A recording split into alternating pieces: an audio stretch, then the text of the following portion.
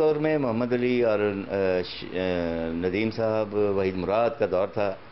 उस दौर में खुशी का गाना जब उन पे पिक्चराइज होता था तो आप यकीन कीजिए लगता था इन्हीं ने गाया हुआ है। वो इतनी तरंग में उस गाने को पिक्चराइज करवाया करते थे। एक्टर तो मैं ये कहूँगा कि अच्छे एक्टर थे, एवरेज नहीं थे, एवरेज से ज़रा ऊपर के एक्टर अदाकार थे। और बड़ा लोगों में बड़ा ऐसे लगता था कि स्क्रीन के थ्रू वो सीट में धंस जाते थे। यानी लोग जो थे वो सीट और स्क्रीन का वो डिस्टेंस गायब करने में कामयाब रहे। ये एक अच्छे अदाकार की निशानी होती है। एक तुम मिले तो सारा जहां मिल गया हमें, एक तुम मिले तो सारा जहां मिल गया हमें। है ये दुआ खुदा न करे अब जुदा हमें, एक तुम मिले तो सारा जहां मिल गया हमें। सन 56 से मैं लगातार पाकिस्तान में काम कर रहा हूं। अब तक कोई 110 फिल्में में मैंने काम कर लिया है। टेलीविज़न के बहुत सारे प्ले कर लिए, स्टेज प्लेज भी किए, रेडियो पर भी काम किया है। शायद मैं समझता हूं कि मैंने कोई शोबा छोड़ा नहीं। फिल्मों में मैं समझता हूं कि सबसे जो मुझे अच्छी लगी ये फिल्में, देखिए आवाम को जो लगनी होती है वो दूसरी होती है, मगर मुझे ज़ाती तौर पर जो पसंद है वो अपनी फिल्म जोकर पसंद है, क्योंकि वो मैंने ऐसा लगता है कि मैंने वक्त से पहले वो फिल्म बना दी थी। मैं जानता हूँ मैं हमेशा तुम्हें दुख पहुंचाता रहा, सताता रहा, और तुम हमेशा मुझे माफ करती रही। एक आखिरी बार मुझे और माफ कर दो। मैं इस काबिल नहीं कि तुम अपनी मोहब्बत और हमदर्दी मुझ पर जाया करो। पार्टनर, अरे पार्टनर जल्दी करो, सेट गरम हो रहा है। ओह करना मैडम, हम लोग कूच करने वाले हैं। चलो चलो जल्दी चलो, आओ। अच्छा सीमी, खुदा हाफिज। 38 हीरोइनों के साथ मैंने, वजह ये आशिफ साहब के मैंने कोई पेयर नहीं बनाया था किसी के साथ। जैसे बहुत से हमारे हीरोज ने एक ही हीरोइन के साथ बस लगातार 20-20 फिल्में कर रहे हैं। मेरी जितनी फिल्में आप देखें, अगर तफसील देखें, 5-6 फिल्में हर हीरोइन के साथ है। और 38 हीरोइन के साथ काम करना ये भी एक रिकॉर्ड है शायद। वो बहुत सी बेचारी आज दुनिया में नहीं रही, मगर मुझे याद आती है। मगर जो मैंने एंजॉय किया काम करना, वो आप समझिए कि ज़ेबा के साथ में मेरी बड़ी अच्छी रेपो था, रानी के साथ बहुत अच्छा था, और अल्लाह आपका भला करे बहार के साथ भी था, और उसके बाद शमीम आरा के साथ बहुत अच्छा था। दिल चाहता है तुमसे बातें करूं। मुझसे बातें करने के लिए तो सारी जिंदगी पड़ी है, पढ़ाई ज्यादा जरूरी है। लेकिन सीमी, ये आज तुम इतनी प्यारी क्यों लग रही हो? मगर ये बाल तुमने अपने कैसे बनाए? और ये कपड़े तो देखो बिल्कुल नानी अम्मा जैसे। आजकल का फैशन तो बस रहने दो, सलाम है उस फैशन जो औरत से उसकी शर्म हया छीन ले। बस शुरू कर दिया लेक्चर। अच्छा बाबा जाओ, मुझे पढ़ने दो। जाओ जाओ।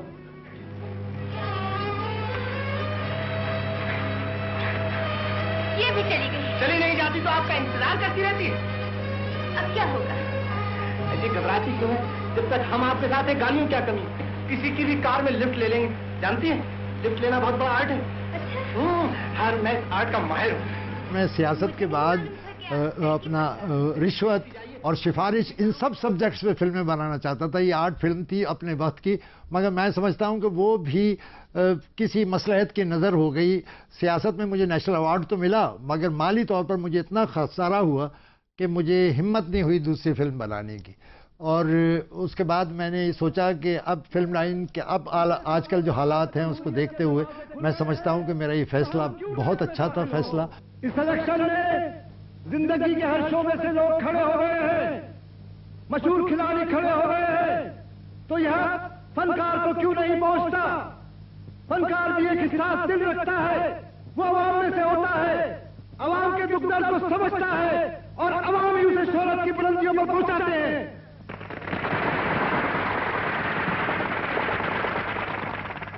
और जब वो सियासत के मैदान में दाखिल होता है तो उसे सिर्फ एक चीज की लालच होती है, उसे दौलत की जरूरत नहीं होती, इज्जत का भूखा नहीं होता, शोहरत का लालची नहीं होता, उसे सिर्फ तारीफ चाहिए होती है।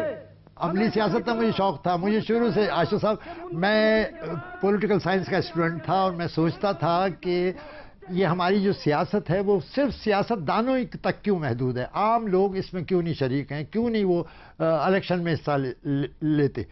उस नज़रिए से मैंने 85 में, गालिबन 85 था, मैंने सियासत में हिस्सा लिया नेशनल असम्बली की सीट के लिए, नई कराची और फेडरल बी एरिया से। और मैं इंडिपेंडेंट था, किसी पार्टी से ताल्लुक़ नहीं था, वो गैर जमाती बुनियादों पर इलेक्शन था। और उसमें मैंने पूरी कोशिश की लोगों को वो करने की, ये बताने की कि उस वक्त सियासत सुधरेगी जब नई क़यादत उभरेगी। मैं ये कहता था कि प्रोफेशनल जो हमारे ये जो हैं लीडर्स, इनको छोड़िए, आप आम आदमियों को रिप्रेजेंटेशन दिलाएं, हर शोबे के लोग असम्बलीज में पहुंचने चाहिए, ये मेरा नुक्ता नज़र था। मगर मुझे नाकामी हुई और मुझे तजर्बा ये हुआ कि सियासत की दुकान चमकाने के लिए उसको काफ़ी पैसे खर्च करने पड़ते हैं। कुरानंदाजी में निकला है, और ये भी अल्लाह का एक इशारा है कि मेरा इंतखाबी निशान भी वो निकला है जो वहाँ के हर घर में मौजूद है।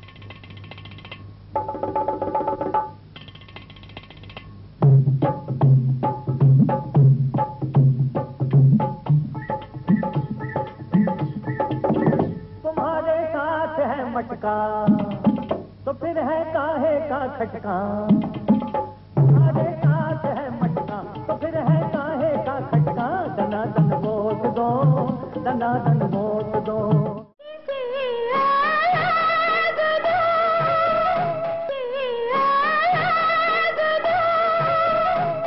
गालिब ने तरक्की की है। अब गालिब जब शुरू किया था, जावेद फाजिल ने उसको सबसे पहले टेस्ट के लिए बुलाया था, लाहौर में खुद ले गया था, मगर वो फिल्म उसने मतलब नहीं बन सकी। उसके बाद गालिब को इत्तफाक से जो 2 फिल्में मिली लाहौर की, दोनों की दोनों, एक मेहंदी और एक और मैं नाम भूल गया उस फिल्म का, वो भी दोनों पंजाबी डायरेक्टरों की थी और उसको अच्छी तरह वो पेश नहीं कर सके। मगर गालिब ने अपने तौर पर सेल्फ मेड आदमी है, उसने खुद मेहनत की और म्यूज़िक में, गानों में बहुत ज़्यादा इंटरेस्ट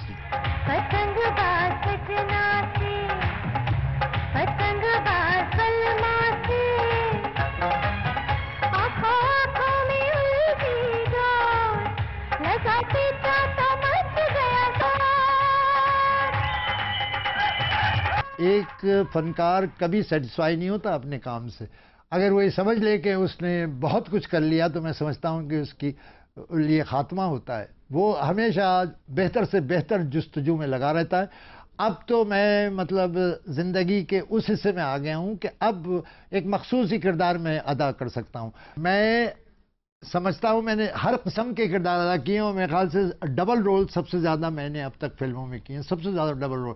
और डबल रोल में ही आर्टिस्ट का पता लगता है कि वो दोनों किरदारों में कितनी तब्दीली लाता है। जितने भी सीनियर आर्टिस्ट थे, जिनमें से आगा ताली साहब, इकबाल हसन साहब, मोहम्मद अली साहब और ख़ास तौर पे यूसुफ खान साहब, और अब लेटेस्टली सैयद कमाल साहब, जो अच्छे प्रोड्यूसर भी थे, इन तमाम लोगों ने अच्छी फिल्में भी बनाई हैं और अच्छे काम भी किए हैं और बड़ा अच्छा दौर हमारा गया है।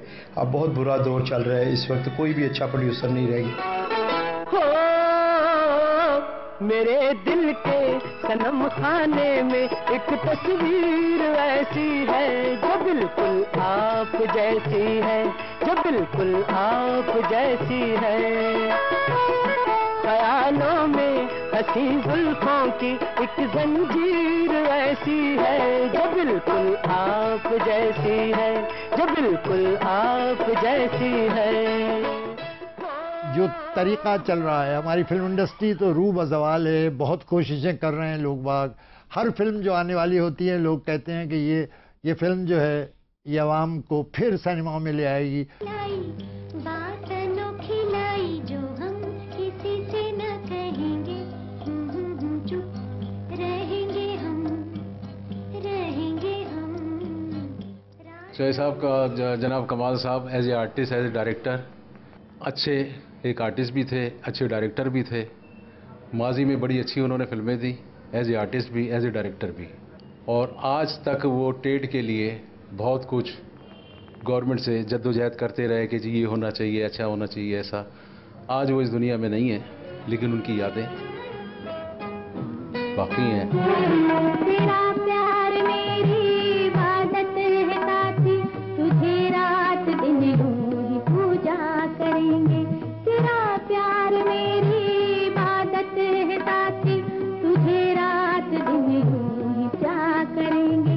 आपको पता है कि मैं वाहिद एक्टर हूँ जिसके जितने इंटरव्यूज़ आज तक आए या जो तबसरे आए मैंने सारे अपनी किताबों में मतलब बंद किए हुए हैं, महफूज किए हुए हैं। और मैं कभी कभी बैठ के वो देखता रहता हूँ कि हाँ क्या किया था, क्या किया था, अरे ये क्या हुआ था, ये क्या हुआ था, ये क्या किया था। सन 84 की लिखी हुई किताब है। शुरू में अखबार जहाँ में ये छपती रही किस्तवार, मगर कंप्लीट नहीं थी, तो मैंने उसे कंपाइल किया और मेरी बीवी से मैंने इजाज़त ली कि देखो अब मैं बूढ़ा हो चुका हूँ, मैं अपनी याददाश्तें लिखना चाहता हूँ। तो वो कहने लगी मुझसे कि ये आप जो कर रहे हैं ये अच्छा नहीं कर रहे हैं, बेटियों की शादी नहीं हुई है अभी, लोग समझेंगे इसका बाप ऐसा। तो मैंने कहा उसमें कोई आवारगी मेरी नहीं है, सिर्फ मैंने हालात सच्चाई का दामन नहीं छोड़ा है। बड़ा हसास जहन था, चूँकि शायरी फरमाते थे, उर्दू अदब के बड़े ज़बरदस्त, जिसे कीड़ा कहा जाता है, कीड़े की तरह वो उसे लफ्ज़ों को चरा करते थे, इस कदर उनका था पढ़ाई से। ले गया छीन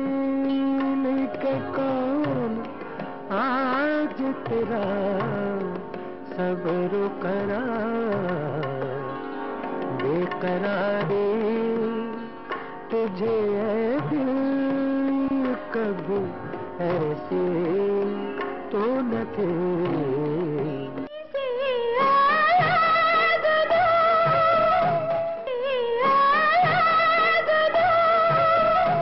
फनकार को जब उसका बामे उरूज होता है उसे हमेशा जहन में ये रखना चाहिए, हर कमाले राज सवाल।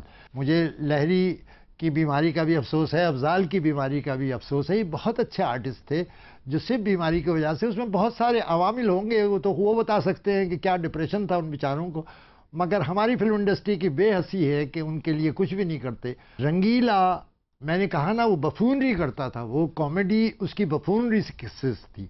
मुनव्वर ज़रीफ जो था वो विटी आदमी था, वो बात से बात निकालता था।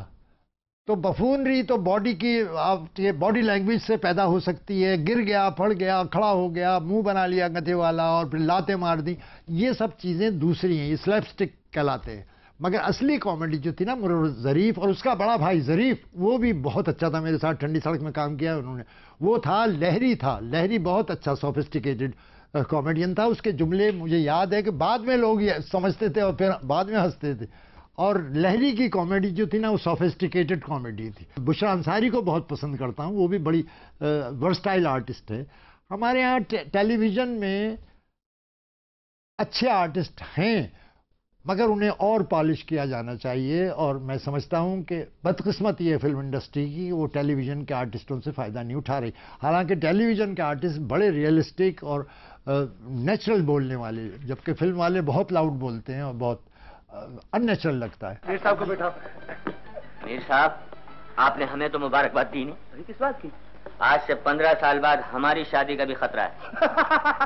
आपकी शादी का खतरा? हंस लीजिए मीर साहब, हंस लीजिए। आप शादीशुदा हैं इसलिए हम पे हंस रहे हैं, कभी हम पे भी बुरा वक्त आएगा, हम भी कमारों पे हंसा करेंगे। मैं पहला एक्टर था जिसने हज की सआदत सन 70 में हासिल की थी, और उसके बाद से आज तक मैं नमाज पढ़ता रहा हूँ। बल्कि उस ज़माने में तो लाहौर में मैं सेट पर रुकवा देता था कि नमाज और जानमाज मेरे साथ होती थी। तो वो तो मैं समझता हूँ अल्लाह ताला का एक हुक्म है कि नमाज पढ़ो, और ये उसका ऑर्डर है, और ना पढ़ना उसकी हुक्म अदूली है। ज़िंदगी मैंने भरपूर ज़िंदगी गुजारी है, और मैं समझता हूँ मैंने 49 ईयर्स इस शो बिज़नेस में दे दिए हैं। अगले साल मेरा 50वां साल है, और काफ़ी अंजुमनें उसको सेलिब्रेट करना चाह रही हैं। बस अल्लाह से यही दुआ है कि अल्लाह जब तक ज़िंदा रखे, इज़्ज़त और एहतराम से रखे, और मुझसे कोई ऐसा काम ना हो जो मायूसी का मेरे ख़ानदान के लिए या मेरे वतन के लिए हो। सैयद कमाल साहब जितने अच्छे आर्टिस्ट थे ना, उतने ही अच्छे इंसान थे। ऐसी शख्सियतें और ऐसे इंसान जो है ना, फिल्म इंडस्ट्री में कम होने की वजह से ही फिल्म इंडस्ट्री में ज़वाल आया है। एक इंतहाई अच्छा फनकार और एक इंतहाई अच्छा हिदायतकार, जो आखिर दम तक मैंने देखा कि पाकिस्तान फिल्म इंडस्ट्री के साथ मुंसलिक है। माशाल्लाह, क्या खूबसूरत तस्वीर है। लेकिन दरख्त कुछ लंबे हो गए और पहाड़ छोटे हो गए, दरिया ऊंचा हो गया और आसमान नीचा हो गया। वैसे तस्वीर अच्छी है। नई नस्ल को मेरा एक ही पैगाम है कि वो पाकिस्तानी फिल्में देखें और पाकिस्तानी फनकारों को पसंद करें, और अपने पाकिस्तान पर फ़ख्र करें। घर की मुर्गी दाल बराबर न समझे। अच्छे अच्छे फनकार हैं, मगर बदकिस्मती ये है कि वो फनकार जो है ना उनसे सही काम नहीं लिया जा रहा, उनको उस तरह पेश नहीं किया जा रहा जो होना चाहिए। जिस तरह हमारे पड़ोसी मुल्क में फ़नकारों की पजीराई होती है, जिन्हें एजाज़ात दिए जाते हैं, वो हमारे मुल्क में कुछ नहीं है। इनका इस वक्त होना बड़ा ज़रूरी था। हमारे पास काबिल लोग जा रहे हैं, काबिल लोग ही कोई नहीं है। इंडस्ट्री बर्बाद हो गई है, कहाँ से हम कारोबार करेंगे, सिनेमा बर्बाद हो गए हैं।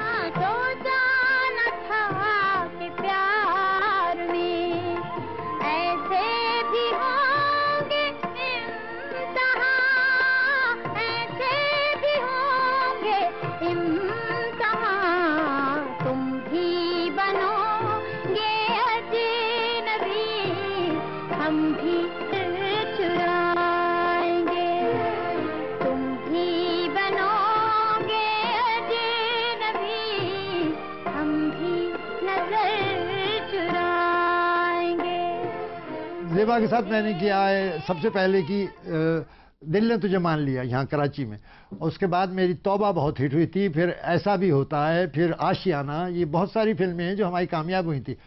मुझे इल्म है कि बड़े लोग आज भी फिल्म के वहाँ जाते रहे हैं, उनकी खबरगिरी करते रहे हैं, उनकी मजाज पुरसी करते रहे हैं। इस सिलसिले में ज़ेबा बेगम की मैं नाम भी ले सकता हूँ। उन्होंने भी हमेशा जब भी कभी वो कराची गई हैं, वो वहाँ उनसे मिली हैं। मैं समझता हूँ कि ये बहुत बड़ा नुकसान है। खुशी की वो तमन्ना हूँ, तड़पती है जो आहों में, न जाने कब से ये आँखें बिछी है तेरी राहों में, किसे आवाज़ दूँ। We are dead only when we are forgotten। जब एक फनकार भुला दिया जाता है तो वो उस वक्त उसकी मौत हो जाती है। ज़िंदगी भर अपने घर से बहुत सिंसियर रहे, अपने बच्चों से बहुत सिंसियर रहे, एक बेहतरीन बाप, एक शफीक बाप, दोस्तों की तरह बाप।